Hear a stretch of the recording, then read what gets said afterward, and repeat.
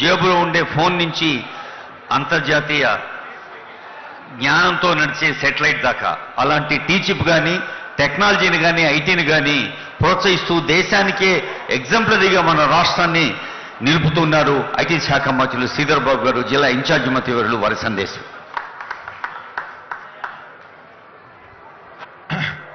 అందరికీ నమస్కారం. మొదటగా పండుగ శుభాకాంక్షలు తెలియజేస్తూ ఈనాడు కొత్త యుగానికి కొత్త బాటలు వేయాలని కొత్త ఆలోచనతో ఒక ప్రణాళికాబద్ధమైన నగరాన్ని నిర్మాణం చేయాలని మన గౌరవ ముఖ్యమంత్రి రేవంత్ రెడ్డి గారి నాయకత్వంలో ఈనాడు ఫ్యూచర్ సిటీకి సంబంధించి డెవలప్మెంట్ అథారిటీని మనం పెట్టుకొని దానికి ప్రధానమైన కార్యాలయానికి శంకుస్థాపన కార్యక్రమాలకు ఇచ్చేసిన గౌరవ ముఖ్యమంత్రి రేవంత్ రెడ్డి గారికి, గౌరవ ఉప ముఖ్యమంత్రి బట్టి విక్రమార్క గారికి, సహచర మంత్రివర్గ సోదరులు లక్ష్మణ్ కుమార్ గారు, అదేవిధంగా గౌరవ శాసనసభ్యులు మల్రెడ్డి రంగారెడ్డి గారు, గౌరవ మాజీ శాసనసభ్యులు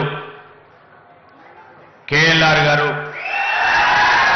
మరి మా infrastructure corporation chairman Nirmala Jaggareddy గారితో పాటు మాజీ మేయర్ కృష్ణారెడ్డి గారు, ప్రభుత్వ సలహాదారు సోదరులు నరేందర్ రెడ్డి గారు, గౌరవ శాసన మండలి సభ్యులు, లైబ్రరీ కమిటీ చైర్మన్, వివిధ మార్కెట్ కమిటీ చైర్మన్లు, సింగిల్ విండో అధ్యక్షులు, మరి ఈనాడు ఇక్కడికి విచ్చేసిన మరి రంగారెడ్డి జిల్లాకు సంబంధించిన మిత్రులందరికీ, మా అక్కలకి, చెల్లెలకి, అన్నలకి, తమ్ములకి, పాత్రికేయ మిత్రులందరికీ నమస్కారం.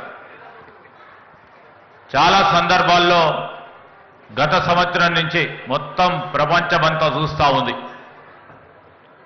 ముఖ్యమంత్రి గారు మరి కొత్త నగరాన్ని నిర్మాణం చేయాలని తలంపు చేసి మొత్తం తలమానికగా నిల్చబడే ఈ నగరం ఏ విధంగా ఉండాలని ప్రతి సందర్భంలో, ప్రతి ఆలోచనలో వారు ప్రతి నిమిషం కూడా ఆనాడు మనము భారతదేశంలో ఒక ప్రణాళికబద్ధమైన నగరం అంటే ఒక ప్లాంట్ సిటీ అంటే చండీగఢ్ ఉండేది. దానికంటే 10 రెట్లు బాగా ఉండాలని ఈనాడు ముఖ్యమంత్రి గారు ఆలోచన చేసి ఇక్కడికి అన్ని వర్గాలు, అన్ని తెగలకు సంబంధించి ఈ ఫ్యూచర్ సిటీ అనే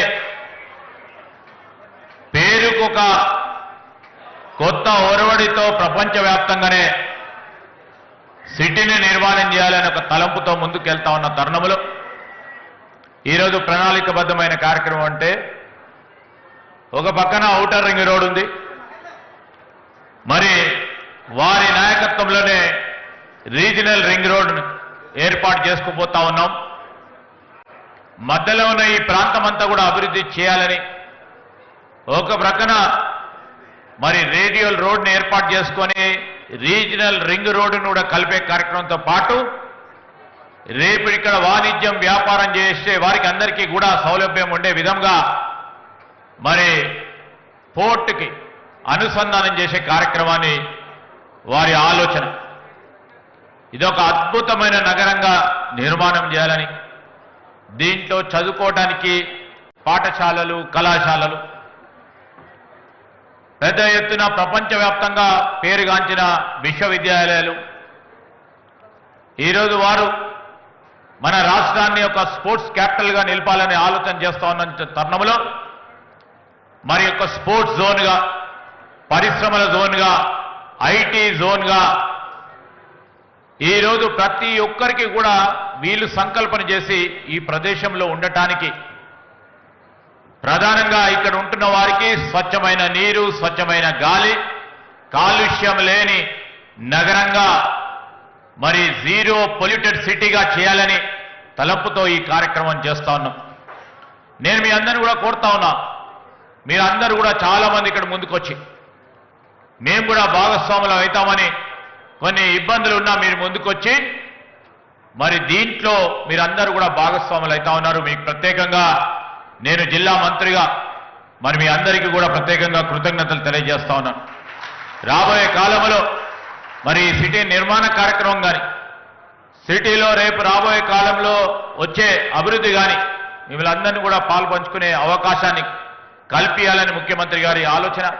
దానికి అనుగుణంగానే ఈ నగరాన్ని నిర్మాణం చేయాలని, దానికి ఒక ఆఫీసును ఏర్పాటు చేసుకోవాలని, అనుసంధానం చేసే రోడ్స్ను మినిమం ట్రంక్ ఇన్ఫ్రాస్ట్రక్చర్ ఏదైతే పెద్ద ఎత్తున చేయాలని ఈరోజు మనం ఈ ఆఫీస్ కార్యాలయానికి శంకుస్థాపనతో పాటు ఒక ప్రధానమైన రహదారికి ఈరోజు శంకుస్థాపన కార్యక్రమాలు చేయడానికి మేము ముందుకొచ్చాం.